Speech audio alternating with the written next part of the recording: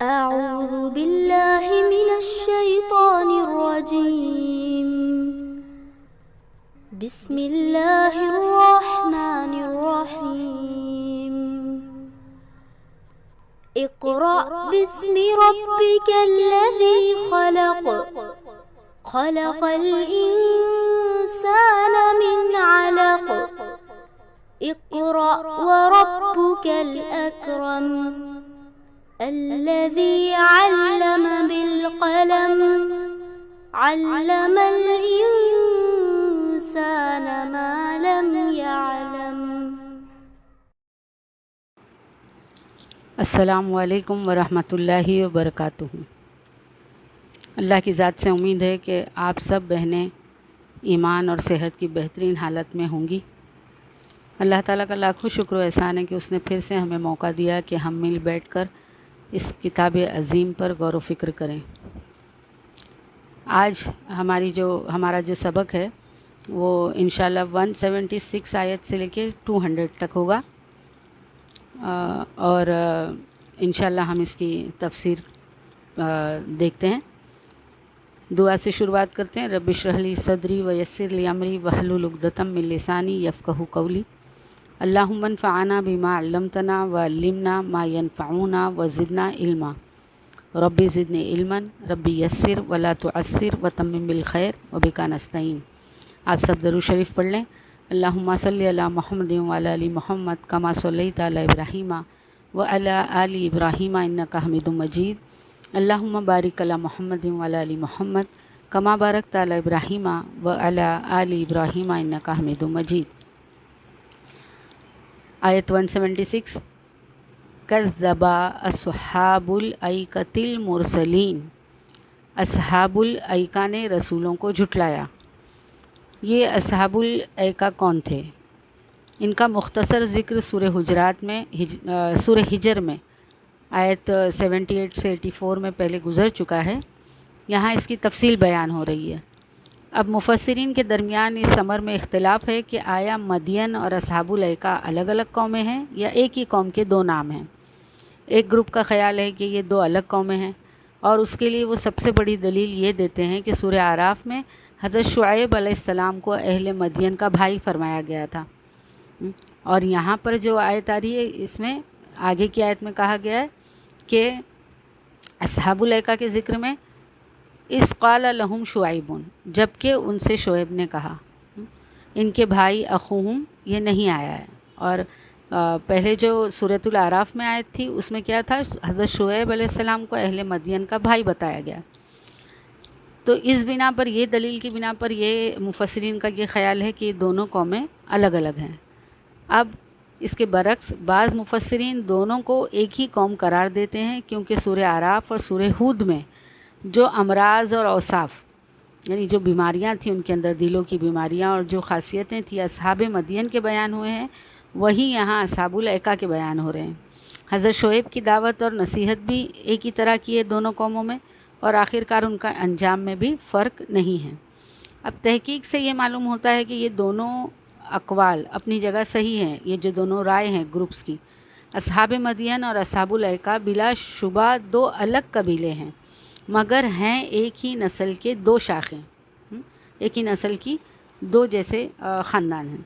हज़रत इब्राहीम अलैहिस्सलाम की जो औलाद उनकी बीवी या कनीज़ क़तूरा से के वतन से थी, वो अरब और इसराइल की तारीख़ में बनी क़तूरा के नाम से जाने जाते हैं। इनमें से एक कबीला जो सबसे ज़्यादा मशहूर हुआ, मदियान बिन इब्राहीम की निस्बत से मदियानी या अस्हाब मदियन कहलाया और उसकी आबादी शुमाली हिजाज से फ़लस्तीन के जुनूब तक और वहाँ से जज़ीरा नुमा सीना के आखिरी गोशे तक बहर कुलज़ुम और खलीज उक़बा के साहिलों पर फैल गई। और इसका सदर मुकाम शहर मदियन था।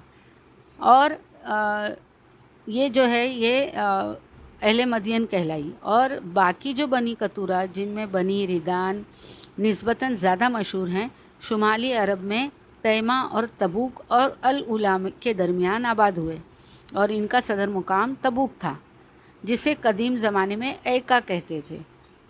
تو یہاں پر یاقوت نے معجم البلدان میں لفظ ایکا کے تحت بتایا ہے کہ یہ تبوک کا پرانا نام ہے، اور اہل تبوک میں عام طور پر یہ بات مشہور ہے کہ یہی جگہ کسی زمانے میں ایکا تھی. ٹھیک ہے. اب اللہ تعالیٰ آگے کی آیت میں فرما رہے ہیں اذ قال لہم شعیب الا تتقون، یاد کرو جب کہ شعیب نے ان سے کہا تھا کیا تم ڈرتے نہیں. تو یہاں پر یہ جو شعیب علیہ السلام کا ذکر آ رہا ہے، تو آگے شعیب علیہ السلام فرما رہے ہیں انی لکم رسول امین، میں تمہارے لیے ایک امانت دار رسول ہوں. اس سے کیا پتہ چل رہا ہے کہ ایکا میں جو ہے حضرت شعیب علیہ السلام نبی مبعوث تھے، اور وہ کیا فرما رہے ہیں کہ میں ایک امانت دار رسول ہوں، بنا کم و کاست تم تک اللہ کا پیغام پہنچانے والا ہوں. فاتقوا اللہ واطیعون، لہٰذا تم اللہ سے ڈرو اور میری اطاعت کرو. وما اسألکم علیہ من اجر ان اجریہ الا علی رب العالمین، میں اس کام پر تم سے کسی اجر کا طالب نہیں ہوں، میرا اجر تو کس کے پاس ہے؟ اللہ رب العالمین کے ذمے ہے. اب یہ آپ یہاں پر غور کریں گے کہ پیچھے جو حضرت لوط علیہ السلام کی قوم اور ابراہیم علیہ السلام کی اور باقی جتنے بھی نبیوں کا اس صورت میں ذکر آیا ہے، یہ سب کا کنورزیشن اپنی امت کے ساتھ یہی تھا. اب اصحاب مدین اور اصحاب الایکا کے لیے ایک ہی پیغمبر مبعوث کیے جانے کی وجہ کیا تھی؟ غالباً یہ تھی کہ دونوں ایک ہی نسل سے تعلق رکھتے تھے، ایک ہی زبان بولتے تھے، اور ان کے علاقے بھی بالکل ایک دوسرے سے متصل تھے، لگے ہوئے تھے. بلکہ بعید نہیں کہ بعض علاقوں میں یہ ساتھ ساتھ آباد ہوں اور آپس کی شادی بیاہ سے ان کا معاشرہ آپس میں گھل مل گیا ہو. اس کے علاوہ بنی قطورہ کے ان دونوں شاخوں کا پیشہ بھی تجارت تھا، اور دونوں میں ایک ہی طرح کی تجارتی بے ایمانیاں اور مذہبی اور اخلاقی بیماریاں پائی جاتی تھی. دیکھ رہے ہیں آپ لوگ یہ امراض گنائے جا رہے ہیں کہ اس امت کے کیا امراض تھے اور کیا اوصاف تھے. اور بائبل کی ابتدائی کتابوں میں جگہ جگہ یہ ذکر ملتا ہے کہ یہ لوگ بعال فغور کی پرستش کرتے تھے، اس بت کی. اور بنی اسرائیل جب مصر سے نکل کر ان کے علاقے میں آئے تو ان کے اندر بھی انہوں نے شرک اور زناکاری کی وبا پھیلا دی. پھر یہ لوگ بین الاقوامی انٹرنیشنل لیول پر تجارت کی ان دو بڑی شاہراہوں پر آباد تھے جو یمن سے شام اور فارس سے مصر کی طرف جاتی تھی. دو بڑی شاہراہیں تھیں. ان شاہراہوں پر واقع ہونے کی وجہ سے انہوں نے بڑے پیمانے پر رہزنی کا مسلسل سلسلہ چلا رکھا تھا. رہزنی یعنی راستوں پر لوٹ مار کرنا. تو یہ لوٹ مار کرتے تھے لوگوں کی، اور دوسری قوموں کے تجارتی قافلوں کو بھاری خراج کے لیے بغیر نہ گزرنے دیتے. یعنی اگر اس راستے سے گزرنا ہے تو وہ بڑا ان سے خراج وصول کرتے تھے، یعنی زیادہ پیسے مانگتے تھے، بہت بڑی جیسے رقم لے کر وہ ان کو اس شاہراہ سے گزرنے دیتے تھے. اور بین الاقوامی تجارت پر خود قابض رہنے کی خاطر، یعنی ان کا اپنا ہی دبدبہ ہو، اس لیے انہوں نے راستوں کا امن خطرے میں ڈال رکھا تھا. یعنی ایک دم ڈینجر اس راستے کو بنا دیا تھا تاکہ اگر لوگ گزرنا بھی چاہیں تو ان سے ڈریں اور یہ جو ڈیمانڈ کر رہے ہیں اس ڈیمانڈ کو پورا کریں. دیکھیے کس حد تک دنیا ان پر حاوی تھی اور کتنا وہ دولت کے پجاری تھے کہ وہ اس لالچ میں کیا کچھ کر رہے تھے. قرآن مجید میں ان کی اس پوزیشن کو یوں بیان کیا گیا ہے انہما لب امام مبین، یہ دونوں قوم یعنی لوط اور اصحاب الایکا کھلی شاہراہ پر آباد تھے. اور ان کی رہزنی کا ذکر سورہ اعراف میں اس طرح کیا گیا ہے وَلَا تَقْعُدُوا بِكُلِّ صِرَاطٍ تُوعِدُونَ، اور ہر راستے پر لوگوں کو ڈرانے نہ بیٹھو. یعنی اس سے پتہ چلتا ہے کہ یہ لوگ کس طرح کے کارنامے انجام دے رہے تھے. یہی اسباب تھے جن کی بنا پر اللہ تعالیٰ نے ان دونوں قبیلوں کے لیے ایک ہی پیغمبر بھیجا اور ان کو ایک ہی طرح کی تعلیم دی. ٹھیک ہے. تو یہاں پر پتہ چلا کہ شعیب علیہ السلام کی قوم میں کیا امراض اور اوصاف تھے، اور شعیب علیہ السلام نے ان کو جب انوائٹ کیا دین کی طرف تو انہوں نے کیا کنورزیشن کی. اب آگے شعیب علیہ السلام فرما رہے ہیں، وہ کون سی آیت ہے یہ؟ اب آیت نمبر آ رہی ہے 181. اوفوا الکیل ولا تکونوا من المخسرین، پیمانے ٹھیک بھرو اور کسی کو گھاٹا نہ دو. وزنوا بالقسطاس المستقیم، صحیح ترازو سے تولو اور لوگوں کو ان کی چیزیں کم نہ دو. اب یہاں پر دیکھیے صرف یہی نہیں کہ وہ رہزنی کرتے تھے، راستوں میں لوٹ پاٹ کرتے تھے، بلکہ یہ جو ان کے اندر یہ بھی ایک بہت بڑا عیب تھا کہ یہ لوگ شرک اور دوسری اخلاقی برائیوں کے علاوہ تجارتی ہیرا پھیری کرتے تھے۔ ناپ تول میں ایسے استاد تھے کہ بھلے بھلوں کے کان قطر دیتے تھے، اور تولتے اس طرح تھے کہ گاہک خود 100 دفعہ ترازو دیکھتا رہے، یہ اس کے دیکھتے دیکھتے ہی تیسرا یا چوتھا حصہ اس کا حق مار جاتے، اور جب تول کر یا ناپ کر دینا پڑتا تو ایسے ہی ہاتھ کی صفائی دکھاتے تھے۔ یہ لوگ صرف ناپ اور تول میں ہی کمی بیشی نہیں کرتے تھے، بلکہ تجارتی بددیانتیوں کے سارے اسرار اور سارے فریب کاریوں سے واقف تھے۔ عیب دار مال کا عیب چھپا کر فروخت کرنا، جھوٹ بول کر اور جھوٹی قسمیں کھا کر مال بیچنا، ایسا ماحول پیدا کر دینا کہ چیز کا مالک کم سے کم قیمت پر اپنی چیز فروخت کرنے پر مجبور ہو جائے، اسی طرح اپنی چیز فروخت کرنے کے لیے ایسا ماحول بنا دینا کہ وہ زیادہ سے زیادہ رقم دینے پر مجبور ہو جائے، غرض ہر طریقے جس سے دوسروں کے حقوق مارے جائیں، غصب کیے جا سکیں، وہ جانتے تھے۔ اور اس سے ہوتا کیا ہے، دیکھیے میری بہنیں آگے کیا آ رہی آیت، وَلَا تَبْخَسُوا النَّاسَ أَشْيَاءَهُمْ وَلَا تَعْثَوْا فِي الْأَرْضِ مُفْسِدِينَ۔ یہاں پر کیا بات آ رہی ہے کہ جب یہ اس ذات کا زمین میں فساد نہ پھیلاتے پھرو،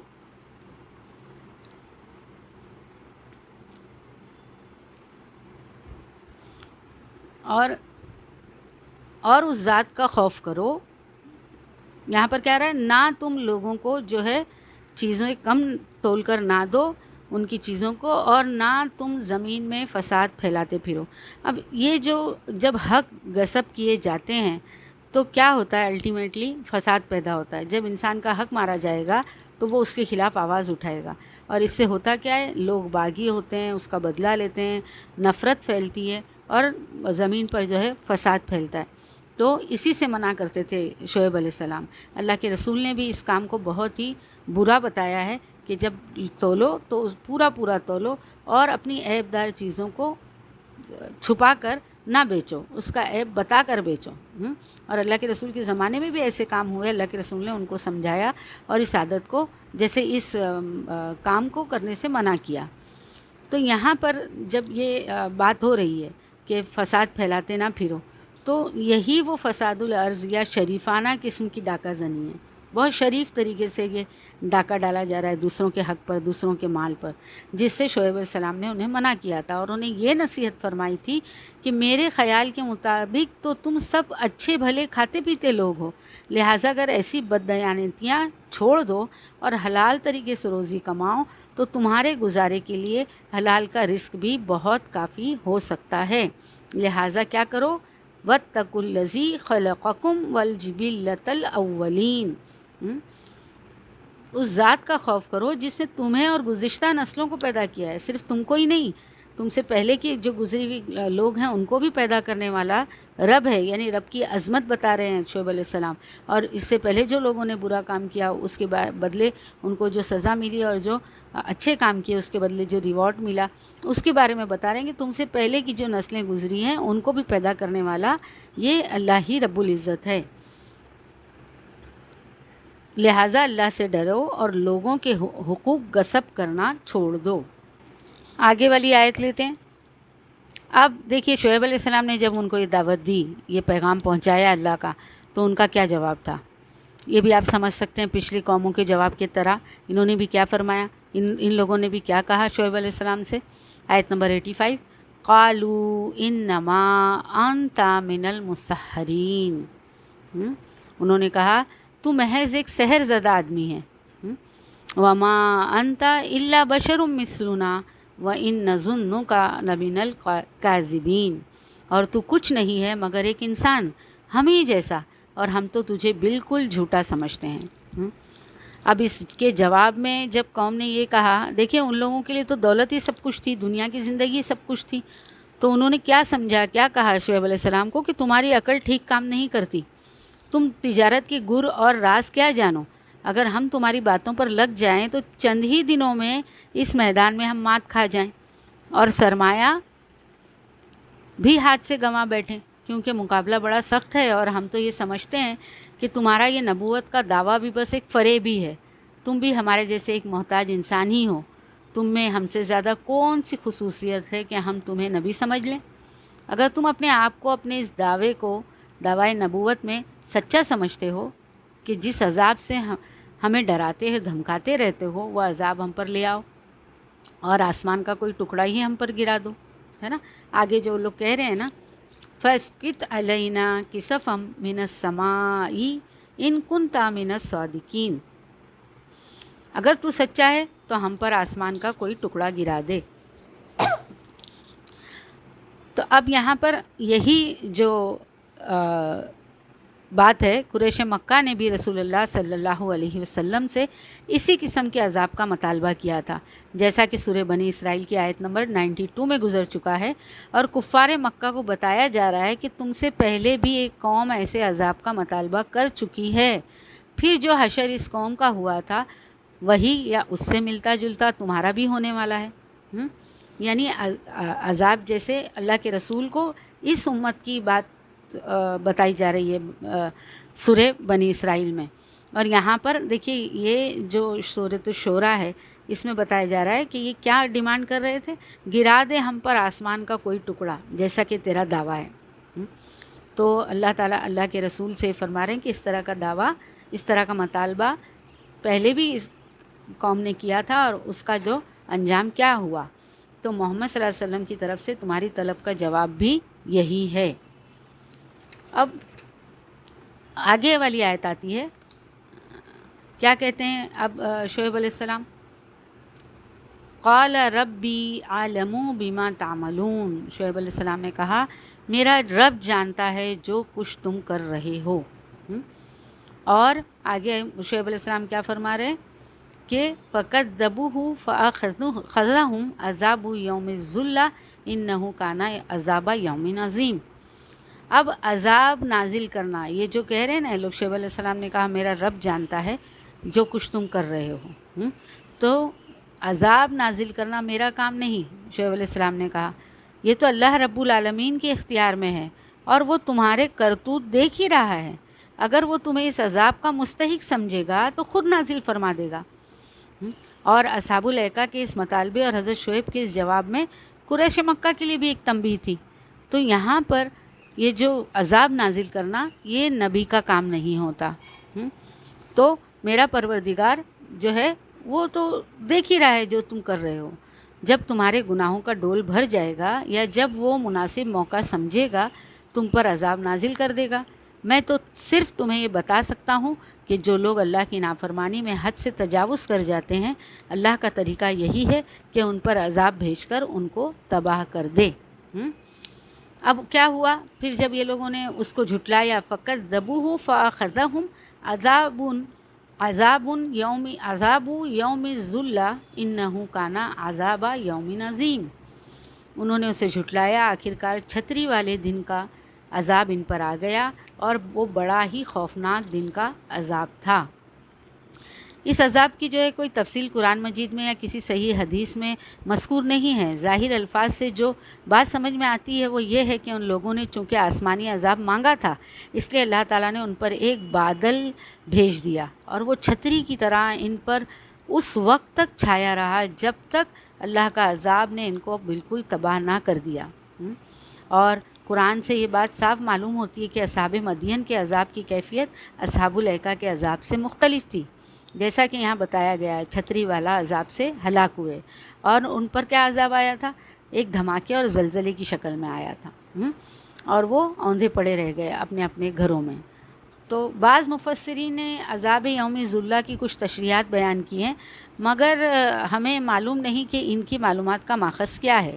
ابن جریر نے حضرت عبداللہ بن عباس کا یہ قول نقل کیا ہے کہ علماء میں سے جو کوئی تم سے بیان کرے کہ یوم ذلہ کا عذاب کیا تھا اس کو درست نہ سمجھو، یعنی یہ عذاب کس طریقے کا تھا اس کی کوئی تفصیل ہم کو پتہ نہیں چلتی۔ ہاں لیکن یہ بات آتی ہے کہ سخت گہرے اور گاڑے بادل ان پر چھتری کی صورت میں محیط ہو گئے، اور اس کے تادیر ان پر بہت دیر تک سایہ کیے رکھنے اور اس کی دہشت سے ان کی تباہی ہوئی تھی، اور ایسے ہی عذاب کا ان لوگوں نے مطالبہ بھی کیا تھا۔ تو اللہ تعالی ہم سب کو ایسے اللہ کے عذاب سے بچائے رکھے۔ تو سمجھ یہ آتا ہے میری بہنیں کہ ہم نے ابھی تک کتنی ساری قوموں کے بارے میں پڑھا سنا، اور نبیوں نے ان کو آ کے ڈرایا، پھر بھی وہ نہ مانے اور عذاب کا سلسلہ شروع ہو گیا۔ ہم دیکھتے ہیں کہ آج کی اس دور میں جو برائیاں، جو امراض ان امتوں میں تھے، ایک خاص امت میں ایک خاص مرض تھا، آج دیکھا جا رہا ہے کہ امت محمدیہ میں وہ تمام امراض شامل ہو گئے ہیں، تمام امراض ظاہر ہو رہے ہیں۔ اب دیکھیے یہ ناپ تول میں کمی دیکھ لیجئے، اللہ کے رسول نے کتنی سختی سے منع کیا ہے کہ ناپ تول میں کمی نہ کرو، لیکن ہم اس حدیث سے واقف ہوتے ہوئے بھی وہ سارے عمل کر رہے ہیں۔ چھوٹے چھوٹے ریڑھی اور دکانداروں کو بھی دیکھا ہے ہم نے کس طرح سے اپنے عیبدار مال بیچتے ہیں اور کیسے ناپ تول میں کمی کرتے ہیں۔ تو جب تک یہ ساری چیزیں ختم نہیں ہوگی تب تک اللہ تعالیٰ کا ہم پر رحمت بھی نازل نہیں ہوگی جس طرح کی ہونی چاہیے۔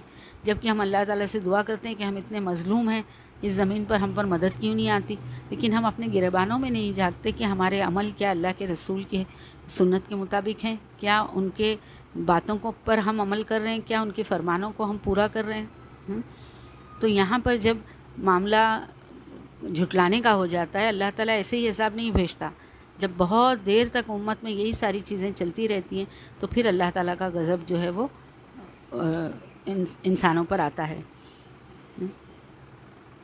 تو یہاں پر وہی بات آ رہی ہے، پھر وہی آیت آ رہی ہے، دیکھیں کہ ان فی ذالک لآیہ وما کان اکثرهم مؤمنین، آیت نمبر 190۔ دیکھیے ابھی یہاں پر تاریخی بیان ختم ہو گیا، سب ہسٹری جو بتائی گئی امتوں کی، نبیوں کی، اب سلسلہ کلام اسی مضمون کی طرف واپس آ جاتا ہے جس سے سورہ کا آغاز ہوا۔ کیا تھا آغاز شروعات میں؟ وَإِنَّ رَبَّكَ لَهُوَ الْعَزِيزُ الرَّحِيمُ، اور حقیقت یہ ہے کہ تیرا رب زبردست بھی ہے اور رحیم بھی ہے۔ یہ تو ہم پچھلی آیتوں میں بھی پڑھ چکے ہیں نا۔ اور یہاں پر جب بات آتی ہے کہ یہ سارے جو سابقہ آیت میں اللہ تعالیٰ نے 7 اقوام کا ذکر کیا ہے، کون کون سی قومیں تھیں؟ قوم موسیٰ، قوم ابراہیم، قوم نوح، قوم عاد، سمود، قوم لوط اور قوم شعیب۔ ان سب قوموں نے اپنے نبیوں کی تکذیب کی، جھٹلایا، اگرچہ ان قوموں کی تمدنی حالت ایک دوسرے سے مختلف تھی اور انبیاء سے ان کی بحث اور جدال یعنی جھگڑے سوال جواب کا انداز بھی کچھ حد تک مختلف اور کچھ حد تک ایک جیسا تھا، لیکن چونکہ ان کی بنیادی جرم کی نوعیت ایک جیسی تھی، یعنی تکذیب رسالت کو جھٹلانا، لہٰذا ان کا انجام بھی ایک ہی جیسا رہا۔ تو بالآخر اللہ کے عذاب سے وہ تباہ و برباد ہوئے۔ اللہ تعالیٰ نے اپنے پیغمبروں اور ان پر ایمان لانے والوں کو ان ظالموں کے ہاتھوں سے بھی اور اپنے عذاب سے بھی بچا لیا۔ یہ یاد رکھنے والی بات ہے کہ اگر ہم اپنے دل سے، اپنی عمل سے نبی کی باتوں پر عمل کرتے ہیں تو اللہ تعالیٰ ہم کو اس ظلم سے بچا لے گا۔ ان 7 مستند تاریخی واقعات کے بعد بھی اگر کوئی شخص رسول کی تکذیب اور اللہ کی نافرمانی کے انجام یعنی عذاب الہی میں باہمی ربط کو توڑنا چاہتا ہے اور عذاب الہی کے طبعی اسباب ڈھونڈنا شروع کر دیتا ہے، یعنی یہ تو اس لیے ہوا، سونامی تو اس لیے آئی کہ اس میں یہ ہو گیا تھا، یعنی مد و جزر بہت تھے، یہ جو ہے سائنٹیفکلی اس کی وجوہات ڈھونڈنا، جن کے متعلق اللہ تعالیٰ نے 7 مرتبہ فرمایا وما کان اکثرهم مؤمنین، یعنی بار بار اللہ تعالیٰ نے یہ 7 نبیوں کے بعد یہ بات فرمائی نا کہ لیکن ان میں سے اکثر لوگ ایمان لانے والے نہیں تھے۔ یہ خطاب صرف کفار مکہ کے لیے نہیں بلکہ ہر اس شخص کے لیے ہے جو اس سبب اور اس کے انجام کے ربط کو توڑنا چاہتا ہے، قیامت تک کے لیے ہے، اور ایسے شخص وہی لوگ ہو سکتے ہیں جو اللہ کو بھول کر دنیا کے بندے بن کر رہ گئے، خواہ وہ کسی بھی مذہب سے ہو۔ ان مسلمہ تاریخی واقعات اور ان کے نتائج بیان کرنے کے بعد سلسلہ مضمون اسی طرف لوٹتا ہے جو اس سورے کی ابتدا میں بیان ہوا، یعنی قرآن اور اس میں بیان کردہ تاریخی واقعات اللہ رب العالمین کی طرف سے نازل شدہ ہیں۔ کیا بات آ رہی ہے یہاں پر اگلی والی آیت میں؟ یہاں پر جو بات آ رہی ہے کہ وَإِنَّهُ لَتَنزِيلُ رَبِّ الْعَالَمِينَ، یہ رب العالمین کی نازل کردہ چیز ہے، یہ بات بتائی جا رہی ہے جو شروعات سے اس صورت کا سب سے بڑا مرکز تھا۔ اور آگے اللہ تعالیٰ کیا فرما رہے ہیں؟ نزل بہ الروح الامین، اسے لے کر تیرے دل پر امانت دار روح اتری ہے۔ اب یہاں پر جو کتاب کے بارے میں آ رہا ہے، کتاب مبین، جس کی آیت یہاں سنائی جا رہی ہے، اور یہ ذکر جس سے لوگ منہ موڑ رہے ہیں، کسی انسان کی من گھڑت چیز نہیں، اور اسے محمد صلی اللہ علیہ وسلم نے خود نہیں لکھا بلکہ رب العالمین کی نازل کردہ ہے۔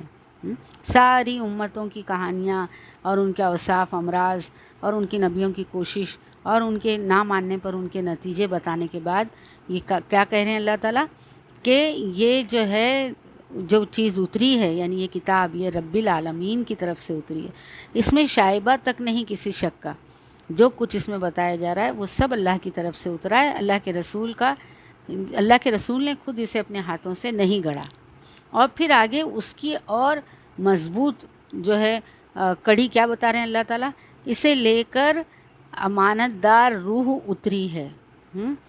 کیوں؟ تاکہ علی قلبک لتکون من المنذرین، تاکہ ان لوگوں میں شامل ہو جو خدا کی طرف سے اس کے بندوں کو متنبہ کرنے والے ہیں۔ اب یہاں پر دیکھیے روح الامین، اس سے مراد کون ہے؟ جبرائیل علیہ السلام، جیسا کہ دوسری جگہ پر قرآن مجید میں ارشاد ہوا ہے، کل من کان عدوا لجبریل فإنہ نزلہ علی قلبک بإذن اللہ، سورہ بقرہ کی آیت نمبر 97۔ کیا ہے اس کا ترجمہ؟ کہہ دیں کہ جو کوئی دشمن ہے جبرائیل کا تو اسے معلوم ہو کہ اسی نے یہ قرآن اللہ کے حکم سے تیرے دل پر نازل کیا۔ یہاں ان کا نام نہیں لیا جا رہا ہے جبرائیل علیہ السلام کا، بلکہ کیا کہا جا رہا ہے؟ روح الامین، امانت دار۔ کتنا زیادہ ضروری ہے ایک مومن کا امین ہونا، امانت دار ہونا، ہے نا؟ یعنی چاہے وہ کوئی چیز ہو، کوئی بات ہو، کوئی میسج ہو، ہے نا، کوئی حکم ہو، سب میں پوری امانت داری، خیانت کا کوئی سوال ہی پیدا نہیں ہوتا۔ یہاں پر نبیوں کو کہا گیا ہے کہ انہوں نے خود کہا کہ ہم امین ہیں، یعنی بنا کسی کمی اور زیادتی کے اللہ نے جتنا کچھ بتایا ہے وہ پورا کا پورا لوگوں تک پہنچانا۔ یہاں پر جبرائیل علیہ السلام کی بھی وہی کوالٹی بتائی جا رہی ہے کہ وہ امانت دار روح ہیں۔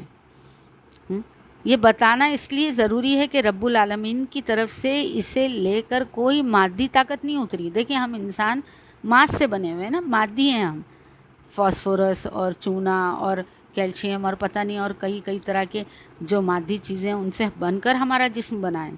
لیکن روح الامین کیا ہے؟ کوئی مادی طاقت نہیں ہے جس کے اندر جو فیر بدل کا امکان ہو، بلکہ وہ ایک خاص روح ہیں، بلا شائبہ، یعنی شک کی کوئی گنجائش ہی نہیں، بلا شائبہ مادیت، بغیر مادیت کے بنے ہوئے، اور وہ پوری طرح امین ہیں۔ خدا کا پیغام جیسا ان کے سپرد کیا جاتا ہے ویسا ہی بلا کم و کاس پہنچا دیتی ہے۔ اپنی طرف سے کچھ بڑھانا یا گھٹا دینا یا بطور خود کچھ تصنیف کر لینا اس کے لیے ممکن نہیں ہے۔ کتنی بڑی بات ہے دیکھیں، یہ امانت دار ہونا، اور اللہ کو امانت دار مومن ہی پسند ہے۔ جب ہم پوری طریقے سے اللہ تعالیٰ کے پیغام کو جیسا ہم کو پتہ چلا، جیسا ہم نے پڑھا، جیسے ہم نے دیکھا، چاہے وہ رسول کی بات حدیث کے طور پہ ہو یا اللہ کی بات آیت کی طور پہ ہو، لوگوں کو اتنا ہی بتانا۔ اس میں یہ بھی بات آتی ہے کہ جتنا آپ کو سچا علم ہو، صحیح علم ہو، اتنا ہی ہم کو دوسروں تک پہنچانا ہے۔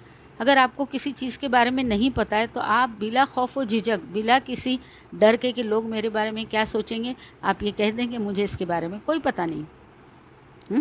نہیں تو کئی لوگ ایسے کرتے ہیں کہ ہم کو تو بتانا ہے، ہم ایز اے ٹیچر ہیں یا معلم ہیں تو ہم اپنی طرف سے کچھ بھی نہیں بتا سکتے اللہ کی کتاب یا رسول کی باتوں کے بارے میں۔ تو یہاں پر جو بات آ رہی ہے جبرائیل امین کی، یہ بہت بڑی دلیل ہے کہ یہ جو لے کر اترے ہیں، یہ کون لے کر اترے ہیں؟ جبرائیل امین، ان کا ایک نام یہ بھی ہے، جو اپنی طرف سے کچھ بھی نہیں کر سکتے۔ پھر جب بھیجنے والا غیب اور شہادت کو پوری طرح جانتا ہو، یعنی جس نے بھیجا ہے ان کو وہ پوری طریقے سے فلی غیب اور شہادہ کا جاننے والا ہو، اور اس کو لانے والا بھی امین ہو، تو ان آیات کے مبنی پر حقائق ہونے میں شک کی کوئی گنجائش ہی نہیں۔ جب وہ امین لانے والا ہو اور بھیجنے والا تمام غیب اور شہادہ کا جاننے والا ہو تو کوئی شک کرنے کی گنجائش ہی پیدا نہیں ہوتی۔ اور یہی جو پرحق جو آیتیں ہیں جبرائیل امین لے کر ڈائریکٹلی آپ کے دل پر اس کلام کو نازل کرتے ہیں، تاکہ آپ ایسے واقعات تمام لوگوں کو سنا کر نافرمانوں کو ان کے برے انجام سے بر وقت متنبع کر دیں۔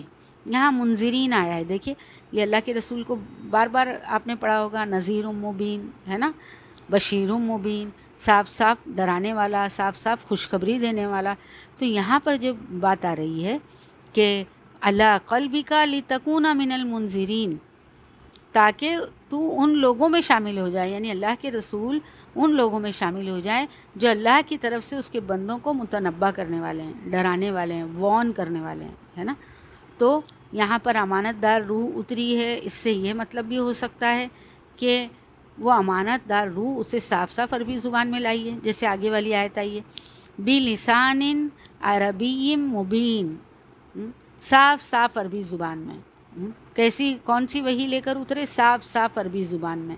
تو یہاں پر اس آیت کا پہلا مطلب تو یہ ہوا کہ وہ امانت دار روح اسے صاف صاف عربی زبان میں لائی ہے، اور دوسری صورت میں یہ معنی ہوں گے کہ اللہ کے رسول صلی اللہ علیہ وسلم ان انبیاء میں شامل ہوں جنہیں عربی زبان میں اللہ کے بندوں کو متنبع کرنے کے لیے مامور فرمایا گیا۔ اور یہ کہ رب العالمین کی طرف سے یہ تعلیم کسی مردہ یا جناتی زبان میں نہیں آئی، نہ اس میں کوئی بہت ساری کنفیوژن یا کوئی پہیلیاں ہیں، ہے نا، ایسی کوئی زبان استعمال کی گئی ہے، بلکہ یہ ایسی صاف اور فصیح عربی زبان میں ہے جس کا مفہوم و مدعا ہر عرب اور ہر وہ شخص جو عربی زبان جانتا ہو بے تکلف سمجھ سکتا ہے۔ اس لیے جو لوگ اس سے منہ موڑ رہے ہیں ان کے لیے یہ عذر کرنے کا کوئی موقع ہی نہیں ہے کہ وہ اس تعلیم کو سمجھ نہیں سکتے ہیں، بلکہ ان کی جو اعراض ہے، یعنی جو انکار کی وجہ صرف یہ ہے کہ یہ اسی بیماری میں مبتلا ہیں، یعنی کفار مکہ اسی بیماری میں مبتلا ہیں جس میں فرعون جو ہے وہ مصر کا فرعون، اور ابراہیم علیہ السلام کی قوم نوح، قوم لوط اور عاد و سمود اور اصحاب الایکہ مبتلا تھے۔ یعنی یہ تو عربی جاننے والے لوگ تھے نا۔ اب جب سب کچھ جاننے کے بعد واضح زبان میں جب اللہ کا کلام نازل ہوا اللہ کے رسول کے قلب پر جبرائیل امین کے ذریعے، اور جب انہوں نے ان ساری آیتوں کو لوگوں کے سامنے بیان کیا تو وہ تو سمجھ سکتے تھے، وہ عربی داں تھے، لیکن پھر بھی اگر وہ نہیں مان رہے تو جو پیچھے ساری قوموں کی باتیں آئی تو ان کا بھی یہی مرض تھا کہ یہ سب کچھ جانتے بوجھتے اپنی نفسانی خواہشات، اپنی دنیاوی فائدے، اپنے باپ دادا کی اندھی تقلید میں اتنے زیادہ مبتلا تھے کہ انہوں نے ان ساری چیزوں کا انکار کر دیا۔ اب آگے اللہ تعالیٰ فرما رہے ہیں آیت نمبر 196، وَإِنَّهُ لَفِي زُبُرِ الْأَوَّلِينَ، اور اگلے لوگوں کی کتابوں میں بھی یہ موجود ہے۔ یعنی یہ ذکر اور یہ جو تنزیل ہے کتاب کی، یہ پہلی آسمانی کتابوں میں بھی موجود ہے، اور یہی خدائے واحد کی بندگی کا بلاوا ان کتابوں میں بھی ہے، یہی آخرت کی زندگی کا عقیدہ ہے، یہی انبیاء کی پیروی کا طریقہ ان سب میں بھی پیش کیا گیا ہے۔ سب کتابیں جو اللہ کی طرف سے آئی ہیں شرک کی منائی کرتی ہیں، مذمت ہی کرتی ہیں، مادہ پرستانہ نظریہ حیات کو چھوڑ کر اسی برحق نظریہ حیات کی طرف دعوت دیتی ہے، یعنی دنیا کی مادی چیزوں کی پیچھے بھاگنے کی بجائے آخرت کی جو زندگی ہے اس کی طرف دعوت دیتی ہے، جس کی بنیاد اللہ کے حضور انسان کی جواب دہی کی تصور پر ہے۔ یعنی آخرت میں انسانوں کو جو کچھ دنیا میں کمایا، جو کچھ اڑایا، جو کچھ استعمال کیا، اس سب کا حساب دینا پڑے گا۔ یہی تصور ہر انبیاء کی دعوت میں تھا، اور انسان سے یہی مطالبہ کرتی ہے کہ وہ اپنی خود مختاری سے دستبردار ہو کر ان اللہ کے احکام کی پیروی اختیار کرے جو انبیاء علیہ السلام لائے ہیں۔ ان باتوں میں سے کوئی بات بھی نرالی نہیں ہے، پہلی بھی کتابوں میں یہ موجود ہے، اگلے لوگوں کی کتابوں یعنی پچھلے نبیوں نے جو صحیفے لائے ان میں بھی یہی ساری باتیں ہیں، اور دنیا میں پہلی مرتبہ قرآن ہی پیش کر رہا ہو یہ باتیں، ایسا نہیں ہے، اور کوئی شخص یہ کہہ سکے کہ تم وہ بات کر رہے ہو جو اگلے پچھلوں میں سے کسی نے کبھی نہیں سنی۔ یعنی یہ جو مکہ اور اس کے اطراف میں جو لوگ تھے، بھلے مکہ والوں کے لیے یہ بات نرالی ہوگی، لیکن اطراف میں تو یہودی بھی تھے، عیسائی بھی تھے، ان کے پاس جو کتابیں آئی تھیں اس میں بھی یہی ساری باتوں کا ذکر تھا۔ تو وہی اللہ تعالیٰ فرما رہے ہیں کہ ان کی پچھلی کتابوں میں بھی یہ لوگوں کی کتابوں میں بھی یہ موجود ہے. اور آگے اللہ فرما رہے ہیں دیکھیے کس طریقے سے اللہ تعالیٰ لوگوں کو، اپنے بندوں کو کس طریقے سے بات کر رہے ہیں کہ کسی طرح سے میرے بندے جو ہیں وہ میری طرف رجوع کر لیں. اللہ فرما رہے ہیں اولم یکن لہم آیتن ان یعلمہ علماء بنی اسرائیل. کیا ان اہل مکہ کے لیے کوئی نشانی نہیں ہے کہ اسے علماء بنی اسرائیل جانتے ہیں؟ یہ علماء بنی اسرائیل اس بات سے واقف ہیں، یعنی کہ بنی اسرائیل کے جو علماء ہیں وہ یہ جانتے ہیں کہ جو تعلیم قرآن مجید میں دی گئی ہے وہ ٹھیک وہی تعلیم پچھلی آسمانی کتابوں میں بھی دی گئی تھی. اہل مکہ خود علم کتاب سے ناشنا صحیح، یعنی کتاب کا علم ان کو نہیں تھا، لیکن بنی اسرائیل کے اہل علم تو اطراف کے علاقوں میں پھیلے ہوئے تھے کثرت سے. وہ جانتے ہیں کہ یہ کوئی انوکھا اور نرالا ذکر نہیں ہے. وہ علماء جو آج پہلی مرتبہ محمد بن عبداللہ صلی اللہ علیہ وسلم نے لا کر تمہارے سامنے رکھ دیا ہو، بلکہ ہزارہا برس سے خدا کی نبی یہی ذکر پہ در پہ لاتے رہے ہیں. کیا یہ بات اس امر کا اطمینان کرنے کے لیے کافی نہیں ہے کہ یہ جو نزول ہوا ہے اسی رب العالمین کی طرف سے ہے جس نے پچھلی کتابیں بھی نازل کی تھیں؟ دیکھیے کیسے اللہ تعالیٰ دلیل پیش کرتے ہیں نا، کیونکہ یہی جو بنی اسرائیل کے علماء تھے یہ کفار مکہ اور مدینہ کے معصوم لوگوں کو یہ بتایا کرتے تھے کہ ہماری کتاب میں ہے کہ ایک نبی آنے والا ہے. اور وہ جو کچھ کرتے تھے وہ انہوں نے کتاب میں تو بہت رد و بدل کیے تھے، لیکن ان کو پتہ تھا کہ یہ کوئی نئی جو آسمانی کتاب آئی ہے قرآن مجید، اس میں کوئی نئی دعوت نہیں ہے، نئی بات نہیں ہے، یہ سب چیزیں ان کی کتابوں میں بھی موجود تھی. اب سیرت ابن ہشام سے معلوم ہوتا ہے کہ ان آیات کے زمانہ نزول سے قریب ہی، یہ جو آیتیں نازل ہوئی اس سے بہت قریب ہی یہ واقعہ پیش آ چکا تھا کہ حبش سے حضرت جعفر رضی اللہ تعالیٰ عنہ کی دعوت سن کر، آپ نے پہلے بھی پڑھ چکے ہیں نا، آپ پہلی جو ہجرت تھی ہجرت افشا، وہاں جا کر حضرت جعفر رضی اللہ تعالیٰ عنہ نے کس طرح سے سورہ مریم کی آیتیں تلاوت کی تھی. اور وہاں پر ان لوگوں کو جو نجاشی بادشاہ تھا وہ لوگوں کو رہنے کا حکم دیتا ہے اپنے ساتھ، ہے نا. اور ایک طرح سے یہ بھی کہا جاتا ہے کہ وہ ایمان لے آیا اور اس کی جو نماز جنازہ بھی اللہ کے رسول نے پڑھائی غائبانہ طور پر. تو ان کی دعوت سن کر 20 آدمیوں کا ایک وفد، یہ یاد رکھیں کہ حبشہ جو ہے وہ عیسائیوں کا جو ملک تھا، تو وہاں جب یہ دعوت پہنچی حضرت جعفر رضی اللہ تعالیٰ عنہ کی ذریعے تو 20 آدمیوں کا ایک گروپ جو ہے وہ مکہ آیا، مسجد حرام میں کفار قریش کے سامنے رسول اللہ صلی اللہ علیہ وسلم سے مل کر انہوں نے پوچھا کہ آپ کیا تعلیم لائے ہیں.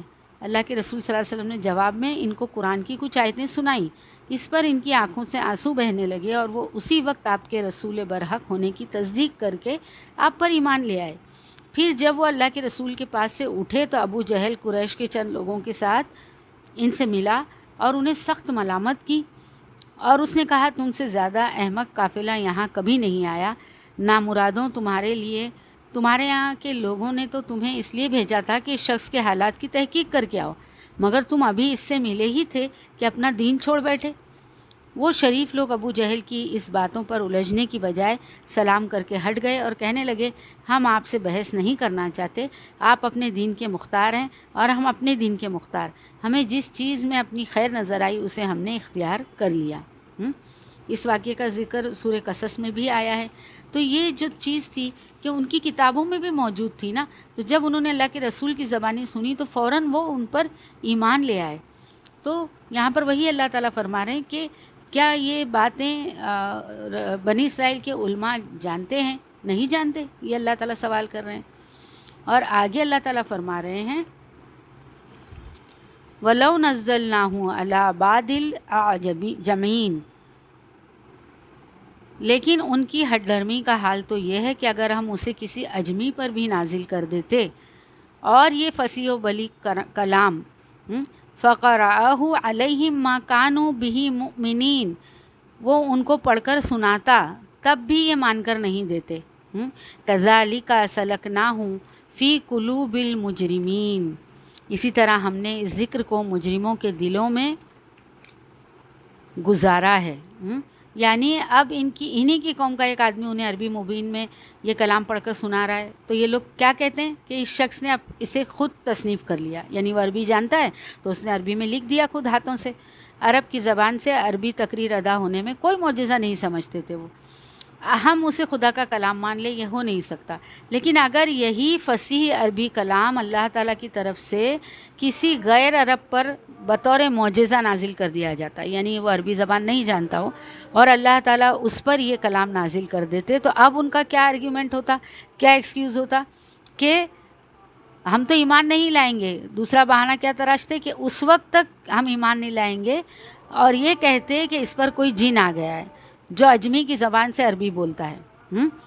تو اصل چیز کیا ہے کہ جو شخص حق پسند ہوتا ہے وہ اس بات پر غور کرتا ہے جو اس کے سامنے پیش کی جا رہی ہو، ٹھنڈے دل سے سوچ سمجھ کر رائے قائم کرتا ہے کہ یہ معقول بات ہے یا نہیں. اور جو شخص ہٹ درم ہوتا ہے اور نہ ماننے کا ارادہ کر لیتا ہے وہ اصل مضمون پر توجہ نہیں دیتا، بلکہ اسے رد کرنے کے لیے طرح طرح کے ہیلے بہانے تلاش کر لیتا ہے. اس کے سامنے بات خواہ کسی بھی طریقے سے پیش کی جائے، وہ بہرحال اسے جھٹلانے کے لیے کوئی نہ کوئی وجہ پیدا کر ہی لیتا ہے. کفار قریش کی اس ہٹ درمی کا پردہ قرآن مجید میں جگہ جگہ فاش کیا گیا ہے، اور ان سے صاف صاف کہا گیا ہے کہ تم ایمان لانے کے لیے معجزے دکھانے کی شرط آخر کس منہ سے لگاتے ہو؟ تم تو وہ لوگ ہو کہ تمہیں خواہ کوئی چیز دکھائی جائے تم اسے جھٹلانے کے لیے کوئی بہانہ نکال لو گے، کیونکہ دراصل تمہیں حق بات مان کر نہیں دینا ہے. اور یہاں پر سورہ انعام میں اللہ تعالیٰ فرمانے کہ اگر ہم تیرے اوپر کاغذ میں لکھی ہوئی کوئی کتاب بھی نازل کر دیتے اور یہ لوگ اسے اپنے ہاتھوں سے چھو کر بھی دیکھ لیتے، تو جن لوگوں نے نہیں ماننا تھا وہ کہتے یہ تو کھلا جادو ہے نا. تو بات کیا سمجھ میں آ رہی ہے کہ جب بھی کوئی بات سامنے آئے تو اس کو کھلے دل سے سوچیں اس کہ وہ معقول ہے یا نہیں.